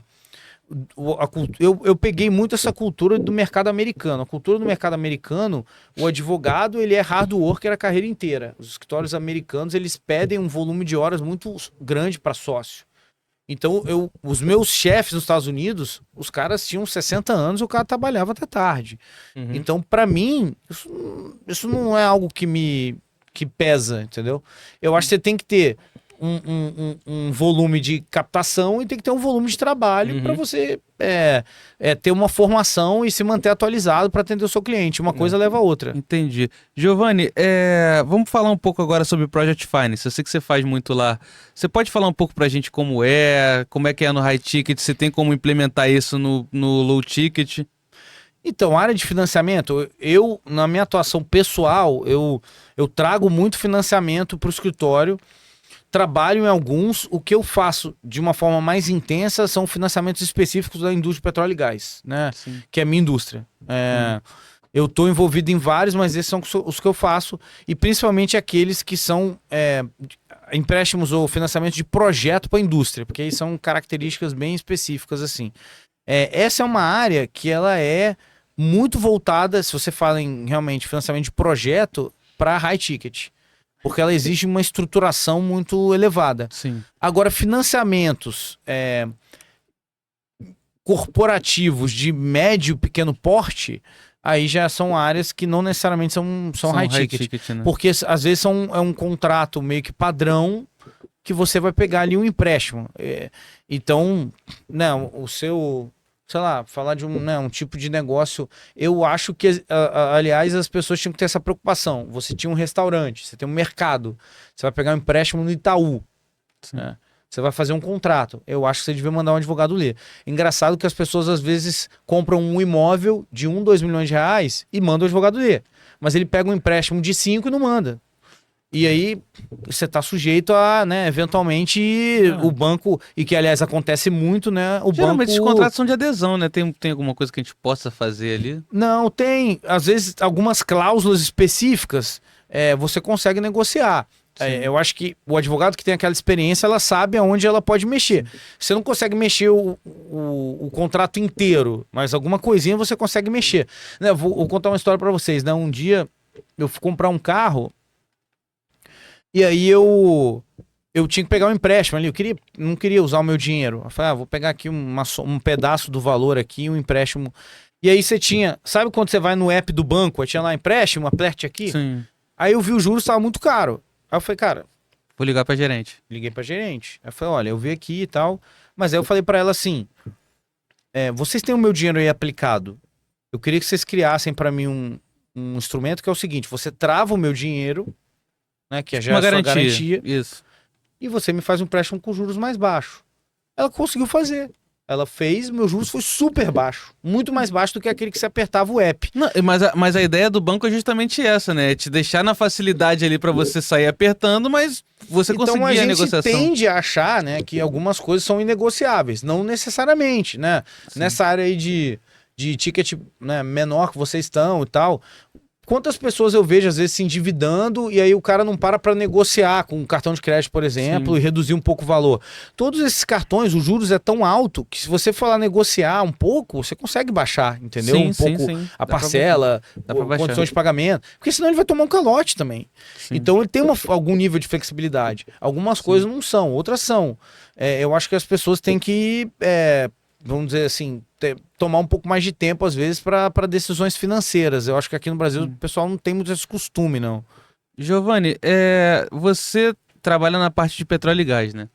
Qual é o país que você mais atende, sem ser o Brasil? Rapaz, eu diria hoje... Talvez a China. China, né? Os chineses são Mas eu atendo muito... China... Você fala chinês? Não. Só oi, como Tem está que ter você? tradutor lá, alguma coisa assim? Quando... Não, Inglês, né? eles Geralmente fala os meus inglês. clientes falam inglês. Ah, tá. Para fins de se movimentar na cidade, eu uso o Google Translator e tal, fico mostrando as coisas. Eu diria hoje China, meus clientes vêm da China, de Londres ou de Houston, essas 3 localidades, ou também Noruega, Noruega tem muito petróleo, né? muito. Essas são as principais. Eu tenho muita história engraçada, inclusive, com um cliente chinês, que Pode é cultura falar, muito... pode contar. Não, eu acho que a questão da cultura, né? Contar uma história boba, ser diferente é muito engraçado, né? Eu lembro que a gente foi jantar uma vez num restaurante chique e tal, e aí a gente tava vários clientes chineses e aí eles comeram lá aquele Kobe beef, sabe? Aquele, Sim. que é lá o bife japonês e tal. E aí era uma opção lá no menu super mais cara. Aí meu cliente chinês, e eles deixaram a gordurinha assim no prato, normal, as pessoas tiram a gordura. Aí o cliente chinês chegou e falou assim pra mim, não, tô vendo aqui o menu, o que é esse número aqui? Aí eu falei assim, esse número é o extra por esse prato aí que você comeu. Pô, por que é tão caro? Aí eu falei, porque aí eu expliquei, Kobe beef é uma carne japonesa, né, Tem um boi corte. lá é tratado, é massageado, É. enfim, toma cerveja, sei lá quem é que Bota. nem sei o que eles fazem. Aí ele falou, não, obrigado. Na hora, cara, eram uns 6, 7 chineses. Ele gritou umas coisas em chinês lá. E aí os caras comeram gordurinha que tava sobrando. Todo mundo. Eu imagino que ele deve ter falado, essa carne foi pra caramba, tem que comer a gordura, tem que comer tudo. Que isso aqui é ouro, igual ouro. Acho que todos eles comeram a gordurinha. Então esse negócio de cliente, né? A Ásia... A cultura dos clientes é muito peculiar. Então, por exemplo, quando eu vou na Ásia, né, os asiáticos eles não têm almoço de negócio, eles têm jantar de negócio. Isso é uma parte da cultura asiática. A gente tende a preservar o jantar para a família. Sim. Então a gente vai para casa. Verdade. Né? Lá não. Lá, se eles forem para casa, eles têm que avisar a família. Tipo, hoje eu vou jantar em casa, porque a família não tá esperando, entendeu? Caramba, E que diferente. isso é o marido e a esposa. E as pessoas jantam na rua e elas, com jantar de negócios, elas bebem muito. Elas misturam muito negócios com bebida, que também é algo que a gente não faz. Sim. Você não quer ficar bêbado na frente do cliente, mas eles têm essa Ah, cultura de ficar bêbado em frente Que isso, cara? aos clientes. Como assim? Porque Você eles considera muita acham- gente que no Brasil quer gostar disso, hein? Pô, Mas eles acham que isso é uma forma de você ver quem é a pessoa de verdade. Caraca, que interessante. maneiro, velho. Não é pra bater na mesa, desculpa, Que mas maneiro. eu.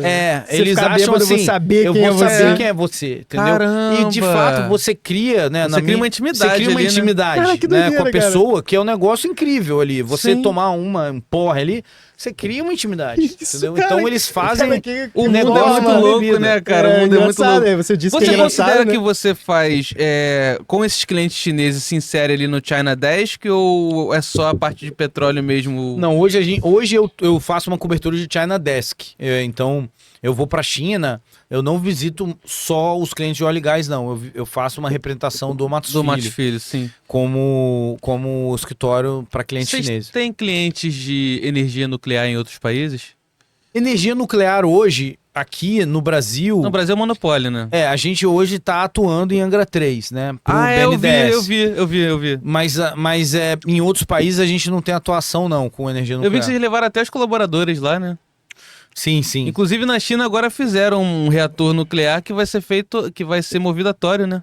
Sim, sim. Muito Nós interessante. acabamos de citar agora de um dos grandes nomes aí da advocacia, né, o Nelson Williams, e ele tem um jeito muito peculiar, ele tem um personagem, que ele criou e ele tem que manter esse personagem, até porque isso faz parte de todo o enredo do negócio dele. Você, Giovanni, como você enxerga esse personagem? Essa questão da como é que é aquilo que a gente fala? Da ostentação, Do branding. aquela questão de mostrar os aviões, os carros, Rolls Royce, tudo, segurança. Como que você vê esse lado da advocacia que junta ali com marketing? Porque isso tá dando problema na OAB, né? Como que você enxerga isso, Giovanni? Eu acho que, assim, não é o meu estilo. Sim. E nem é o que os meus clientes gostariam, né? Eu acho que clientes high ticket, ele tende a querer a confidencialidade dos temas. Boa. Né? Ele, na verdade, ele tá mais preocupado com confidencialidade, não com você aparecer, né? Certo. É o inverso. Mas cada um tem a sua estratégia. Acho que tem dele tá certo, uma questão ética a ser discutida, né? E aí é uma questão da OAB. Realmente, eu acho que a OAB tem que esclarecer pra gente o que é permitido ou não, né?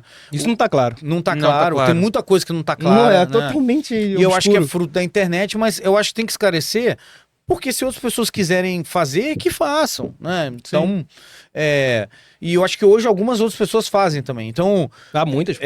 eu acho que se quiserem fazer, façam, ok? Então temos que esclarecer se é possível ou não. Agora, eu digo para vocês, os escritórios, como é o caso do Matos Filho, os escritórios realmente grandes, que atendem clientes de grande porte em grandes casos, né?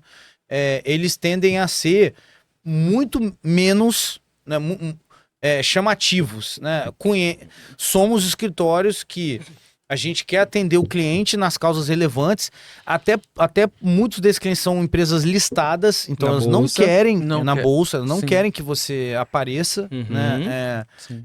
Então ela trabalha muito com o conceito de confidencialidade. Mas olhando sob a ótica, né, do advogado médio, né, para clientes, pessoa física ou empresários de médio porte, Uhum. eu entendo o que o Nelson Williams faz. O posicionamento dele, na tua opinião, será que é para esse público? Eu A acho que é pra estratégia esse dele é público. para esse público. É para esse Pro público, com público de certeza. high ticket, né? Não. Pro público de médio De baixo médio, ticket. médio e baixo ticket. Então essa é a Porque conclusão assim, que você veja tira. bem, o que é conclusão? Cara, Não, que eu só tenho interessante. certeza. Mas é engraçado porque o negócio dele se sustenta no contencioso de massa, né? Muitas Então, vezes. Mas Começou ele assim, né? começou no contencioso de massa, Sim. né? E uma grande parte do business dele é contencioso de massa, que no final a gente não considera high ticket, né? O cliente né? é grande, mas o assunto Não, não é o high assunto- ticket. não o é assunto é Jack, pô. Não, é Então Jack. o que a gente não faz. O que não é um demérito, é apenas um Não, negócio é a estratégia diferente. dele. Exato, um negócio é a diferente. estratégia dele. E estratégia eu acho, dele. assim, Mas cara, eu acho que ao fazer aquela estratégia, né, ele se impulsionou para clientes esses de médio porte, pessoas físicas ricas, empresários de médio porte que tem faturamento entre 100 e 500 milhões, tá? Uhum. Que são empresários que hoje não têm referências jurídicas em geral. Às vezes ele tem uma referência jurídica ali, um amigo, um Uhum. advogado famoso da região, né? Sabe o que eu Mas acho ele não tem uma referência jurídica de Ele vê, história de grande aquilo, porte. ele vê aquilo e considera como sendo o ápice. Eu acho Quando, na verdade, nós internamente sabemos que não, que tem outras pessoas muito... Que tem outros nichos, Outros né? nichos. Eu digo assim, na nossa, né, a gente tem, pra gente, né, a gente se pauta muito, como no caso do mercado brasileiro, você não divulga números, né, tirando o nosso escritório, os Cara, outros eu vou não fazer isso, divulgam, cara, eu quero né? fazer isso daí. Eu achava, inclusive, que era antiético. Não, Não. você falar os seus números, não. Inclusive o mercado americano e inglês, todos os escritórios falam números. Porque isso é coisa de tipo de bolsa, de empresa listada na bolsa. Porque, na verdade, a razão para você fazer, né, é para você mostrar para o cliente que você tem solidez financeira para pegar Aham. casos grandes. A gente sempre pensa caso grande no contexto da receita, mas você pensou que já caso grande no contexto da responsabilidade? É. Se você perde um prazo, Aham. o cliente pode ter uma causa de 100 milhões. Quem é que vai pagar esse seguro aí? É. Tem seguro, né? Primeiro, a gente tem que ter um seguro altíssimo. Pô, com né? certeza. E a gente tem uma capacidade financeira gigante para pagar um cliente num caso de malpractice, né? Aham. Eu acho que demonstra a nossa capacidade de angariar casos Claro, grandes. claro. E demonstra para o cliente aonde a gente está posicionado no nicho de mercado. Uhum. Eu acho que o mercado brasileiro, ele é misleading, que a gente fala em inglês. Sim. Ele é confuso. Sim. Porque o mercado americano, como os dados são todos públicos, você tem algumas publicações, mas a principal é law.com. O law.com publica tudo. O seu faturamento, o seu lucro, o seu número de advogados, todos os dados.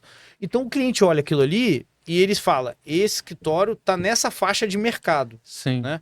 É o que você falou, não tem demérito. É uma faixa de mercado. Né? Sim. Esse está em essa outra faixa. Então, por exemplo, esse escritório, ele tem 1.000 advogados, mas ele é contencioso de massa. Que aí ele vê lá o lucro por advogado. E ele consegue ver, causas pequenas. Sim. Esse é na causas grandes. E tem outra coisa também. Um cliente seu, eu imagino que ele, seu cliente, tenha vários escritórios, né? Sim. Cada um na sua faixa ali. Exato. Sim. Pode ser. Um Exato. banco, por exemplo, vai fazer um merger lá, uma fusão de bancos, comprar um banco, ele vai high ticket. Aham. O dia a dia lá do Jack Perfeito, é baixo. isso. Tem vários, né? Hoje é quase impossível ter um cliente exclusivo. Quase impossível. De cliente corporativo. Todos têm vários escritórios. Até por isso eu sempre falo também, você tem que ter bom relacionamento com o seu concorrente. Sim, As sim. pessoas não pensam muito nisso. Mas assim, Pra fins de o seu parceria, né? concorrente... Pode Você ser uma acha? parceria, mas pode ser também um concorrente, ele é um stakeholder, ele é um formador de opinião. Sim. Formador de opinião. Para o cliente, porque o cliente não é exclusivo. E aí ele vai chegar e falar, mas Larria, qual outro escritório você respeita aí? Aí você vai falar, eu respeito o Ricardo. Além de mim, o Ricardo é ótimo. Aí ele tiver uma causa, ele vai falar, pô, eu já dei muito pro Larry. Quem eu vou dar? Pode dar pro Ricardo, pode dar pro Giovanni. Mas o Larry falou que o Ricardo é bom. Vai Uhum. passar pro Ricardo. Uma troca ali de É. Então Figu- o cliente... figurinhas, né? E tem Não é uma, é uma tem parceria, conflito mas também. sem, Tem conflito. sem Tem. recompensa financeira, exatamente, A gente né? tem, mas tirando isso também, alguns concorrentes são parceiros. Então a Uhum, situação de sim. conflito é comum. O Matos gente Filho tem faz muita muito- parceria com outros escritórios grandes? Não é uma parceria formal, mas, por Sim. exemplo, a gente hoje é um grande gerador de negócio para escritório de contencioso quando a gente é conflitado. Ah, sim, sim. Porque sim. a gente advoga para muita empresa grande. Tá. Se Sim. tiver uma disputa grande E aí entre vocês não duas fazem, empresas né? clientes, eu vou ter que falar que eu não faço. Sim. Aham. Aí ele vai falar, mas quem que eu uso? Aí muitas Ah. vezes a gente vai indicar alguém. Então, por exemplo, o escritório do Bermudes, o escritório do Ferro, os grandes escritórios de contencioso, a gente é quase um cliente para eles. A gente passa muito maneiro. caso para eles. Poxa, que legal. Porque são parceiros nossos. São negócios. Sim. Porque são pessoas que, muitas vezes, quando a gente está conflitado, acabam atendendo os nossos clientes, né? Então, a gente tem uma parceria com eles informal, né? Sim. Por serem bons escritórios, que a gente admira também, a gente tem parceria legal com eles aí de, no Poxa. caso de conflito, eu passar para eles casos. Que interessante. Qual é a média do faturamento de um sócio do seu nível no Matos Filho? Rapaz, é uma pergunta muito difícil, mas assim, no meu nível hoje, tem que faturar uns 30 milhões de reais no escritório. Ano. 30 milhões de reais ano. É. Entendi. 25, 30 milhões pelo menos. Eu acho Tá. que Pra valer a deveria pena o serviço. pra se colocar na minha posição no história. Entendi. Maneiro, Você cara. tem alguma pergunta? A gente tá tendo que encerrar. Olha, infelizmente, Não, antes de encerrar... na verdade, eu tenho muitas, mas infelizmente eu não tenho mais eu tempo. ficaria aqui 3 dias seguidos perguntando coisas pra ele. Eu te agradeço, Giovanni. Calma aí, antes de você encerrar, eu preciso mandar um abraço para algumas pessoas aqui. 3 pessoas em especial. Natália Oliveira, que é da sua equipe. José Marinho, que é da sua equipe. E Manuela Dana, que tá fazendo mestrado lá na USP. Que, se Deus quiser, daqui a pouco eu tô lá também, não no mestrado, mas no doutorado. Legal. Então a gente tá mandando um abraço para vocês. Abraço Vocês aí, pessoal. são muito importantes para a Natália e o José, para a equipe do Matos Filho, e a Manu para a equipe do escritório que ela tá agora, para a USP. A Manu é muito importante pro setor de petróleo e gás, pro setor elétrico. Os 3 são muito importantes para mim também, pessoalmente. O José Marinho praticamente salvou minha vida, me libertou de uma prisão mental que eu tava há 5 anos atrás. A Natália todo dia me ajuda com questões aqui pessoais, então não poderia deixar de, na presença do Giovanni, falar deles aqui, que eles são excelentes, e também toda a equipe do Matos Filho também, que eu conheço algumas pessoas de lá. Giovanni, eu te agradeço muito pelo seu tempo. Essas perguntas que eu te fiz aqui são perguntas que realmente vão me ajudar muito a melhorar o meu negócio, a avançar. Nós estamos, assim, numa distância ridícula, numa distância horrível, estou muito atrás, né? Mas para mim é um prazer e muito grande estar diante de ti, né? Uma pessoa que está muito à minha frente, juntamente com outros colegas, para poder aprender. Então eu te agradeço muito pelo seu tempo, ainda mais sabendo o valor que é a sua hora, financeiramente falando. Eu te agradeço, pelo seu tempo aqui comigo, tá, cara? A gente ganhou Obrigado 6 mil reais aqui de conhecimento, Pô, cara. meu Não Deus só do a céu, gente, cara. como todo mundo que tá assistindo também. Com Não, certeza. pessoal, queria agradecer vocês também. Eu não gosto muito dessa expressão tá à frente. Eu acho que as pessoas, né, estão vivendo momentos de vida, né? Eu acho Você que tem você quantos tem. anos, Giovanni? Deixa eu perguntar. Eu vou fazer 47 sábado. 40. Opa, Pô, legal. meus parabéns. Aí você quantos anos de 47 advocacia?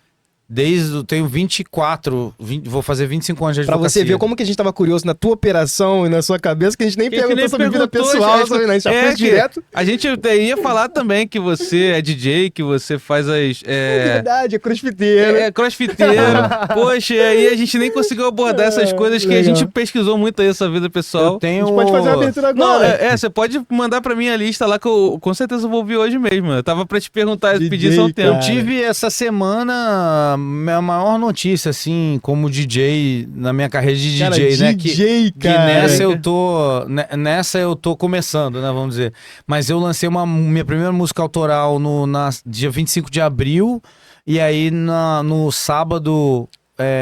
O último sábado ela atingiu o primeiro lugar no ranking de músicas do mundo na categoria Dance. Caraca, de que lançamentos. legal. Foi algo surreal. Meus parabéns, Eu acho cara. que vai fazer mídia, enfim, já me procuraram, porque é algo totalmente fora do normal, né? E pra mim foi super legal.